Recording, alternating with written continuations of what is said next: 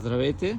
Днес от VRP Автосервис имаме малко колички поставени, като това голфче, на което направихме обслужване, масла филтри, регулярно си идва при нас, обслужваме го, занулили сме го с компютъра.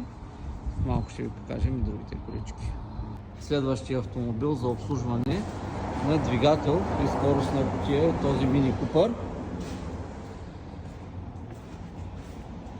Мотора се обслужва с оригинални масла на BMW. Също нещо правим и с кутията. При нея също маслото ще е оригинално. Имаме и едно Peugeot, отново с маслце, което си е за марката, а именно Total. Тук има един горивен проблем, който ще отстраним. По-скоро е в електрическата инсталация с един клапан. Ще го оправим и него. Ще погледнем, клиента иска да видим и откъде има теч на масло. Най-вероятно е от гарнитурата на капака на клапаните.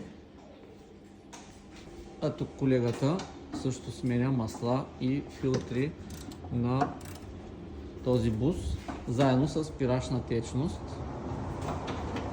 Утре ще пристигне оригинално масло на Iveco. За сега ще подменим само филтрите, за да е готово и за маслото. Тук имаме едно Iveco за чип DPF EGR. Направили сме го и хибридно турбо. Ще бъде интересно. Ще видим как ще се мести тази количка. Така че ако имате и вие нужда от ремонти, обслужвания, може да се обаждате.